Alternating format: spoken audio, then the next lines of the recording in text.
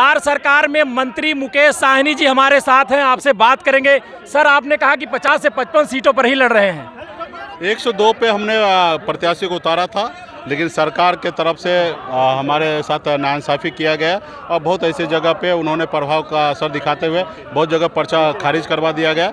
लेकिन अभी हमारे पास 55 से अधिक सीटों पे हम लोग चुनाव लड़ रहे हैं। गोविंद साहब में सर आप आए थे, बारिश में बड़ी भीड़ थी जी हाँ। और उस भीड़ के गवाह हम भी थे, हम भी आपका कार्यक्रम में कवरेज किए थे। आपने वहाँ कहा था 165 पे लड़ाएंगे, वहीं वादे से मुकर गए आप।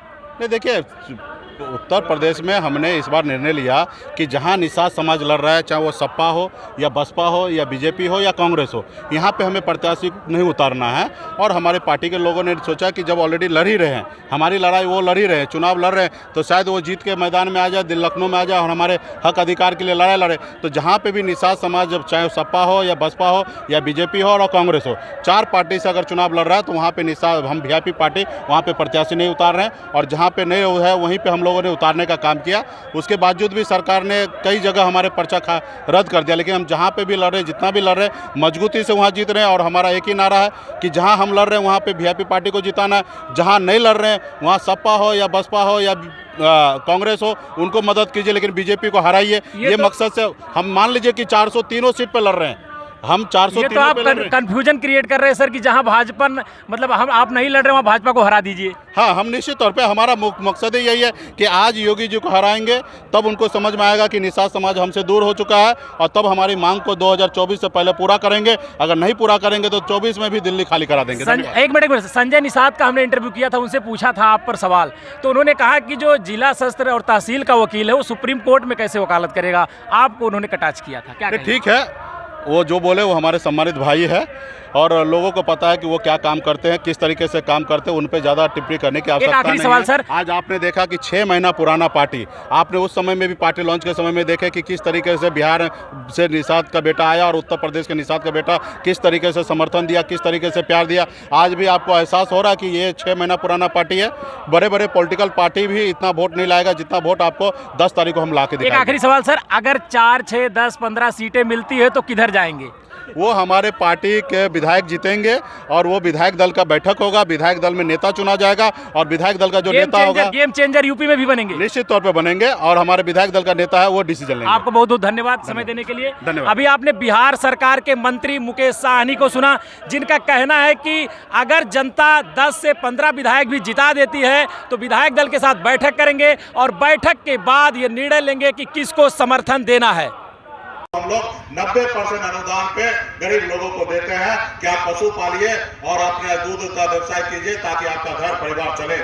अगर 3 लाख रुपया का पशु है तो सिर्फ 30,000 रुपया किसान को भरना है और 2,70,000 रुपया सरकार भरता है। ये आज हम गरीब लोगों के लिए कर रहे हैं।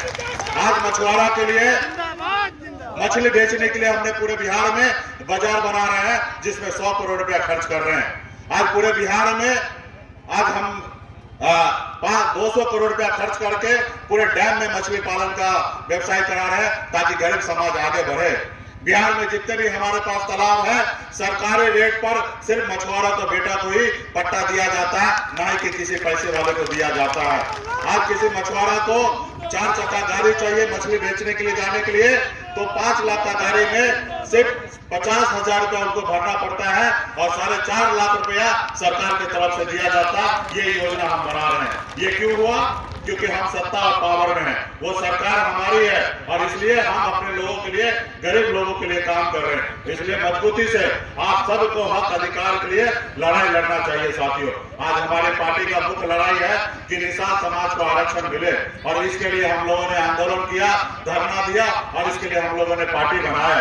जब देश एक है, संविधान एक है, तो आज हमारे साथ भेदभाव हो रहा है। आज बंगाल में निषाद को आरक्षण मिल रहा है, आज दिल्ली में निषाद को आरक्षण मिल रहा है, लेकिन उत्तर प्रदेश और बिहार में नहीं मिल रहा है। तो आज हमारी पार्टी का मुख्य लड़ाई है कि निषाद को सम्मान मिले, एक जगह मिले। इसके लिए हम लोग मजबूती से लड़ाई लड़ रहे हैं और इसके लिए पूरे बिहार में मजबूती से संगठन खड़ा कर लिए। आज उत्तर प्रदेश में आए हैं, झारखंड में हम लोग मजबूती से खड़ा कर रहे हैं और आने वाले समय 2024 से पहले निषाद को आरक्षण लागू कराएंगे, नहीं तो दिल्ली के मोदी जी को कुर्सी खाली कराएंगे। ये लड़ाई लड़ने के लिए आए हैं साथियों। आज बिहार से आपके हक अधिकार के लिए मैं लड़ाई लड़ने के लिए आया हूँ। हर एक साथी को पूरे आजमगढ़ जिला में, पूरे उत्तर प्रदेश में हर एक विधानसभा में आप घूमिए और मजबूती से अपने समाज के लिए जिंदाबाद समाज के सभी पदाधिकारी मजबूती से हक अधिकार के लिए लड़ाई लड़िए और आगे बढ़िए।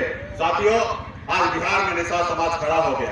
आज आपके यहाँ पे प्रत्याशी को जिताइए और लखनऊ में भेजिए। आपके हक अधिकार के लिए जो प्रत्याशी यहाँ पे खड़े हैं वो आपके लिए लखनऊ में जाके आपके हक अधिकार की बात करेगा और आपकी लड़ाई लड़कर आपके लिए सम्मान करेगा। साथियों, आज आप पूरे प्रदेश में 100 से अधिक सीट पर हम चुनाव लड़ रहे हैं, लेकिन सरकार ने, शासन प्रशासन ने कई जगह हमारे पर्चे को रद्द करा दिया। आज तो भी हम लोग तकरीबन 50 से अधिक सीटों पे उत्तर प्रदेश में चुनाव लड़ रहे हैं। और आप लोगों के बीच में मैं एक बात को बताना चाहूंगा कि सरकार आज कहीं ना कहीं पक्षपात कर रहे हैं। आज आपके बीच में मैं आया हूं, अभी 1 बजे हमें परमिशन मिला कि आप यहाँ पे आ सकते हैं। आप बताइए कि कार्यक्रम सुबह से चालू होना था और 1 बजे हमें परमिशन मिल रहा। इस तरीके से सरकार रोकने का काम कर रहा, लेकिन हम गरीब समाज के लोग हैं, अपने हक अधिकार के लिए मजबूती से काम करेंगे। आपने देखा होगा कि हमने पूलन देवी जी का शहादत दिवस मनाने का हमने निर्णय लिया था और किस तरीके से हमने सोचा कि पूरे देश दुनिया माता पूलन देवी को मानते हैं। जो देश दुनिया में एक उदाहरण है कि महिला सिर्फ चूड़ी नहीं पहनती है, अगर उनके साथ कोई गलत करेंगे तो उनके साथ बदला लेने के लिए तैयार रहता है। आज उस पूरे दुनिया उनको मानते हैं।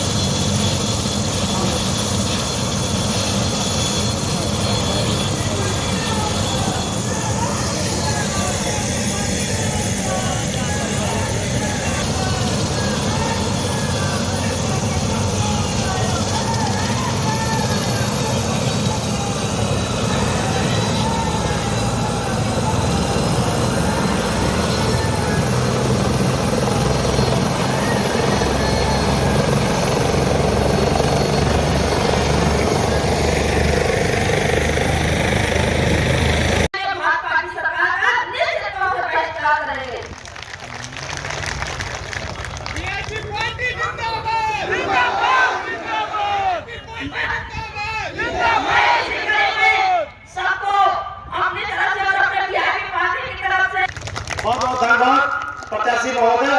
और मैं अपने साथी भाइयों से निवेदन करता हूं जो महिलाओं के सामने खड़े हैं, इनसे निवेदन है हाथ जोड़ करके कि आप थोड़ा साइड हो जाए, इनके सामने से आप लोग हट जाए, महिलाओं को सम्मान पूरा देने का काम करें। सभी सम्मानित साथियों से निवेदन है। इसी कड़ी में हमने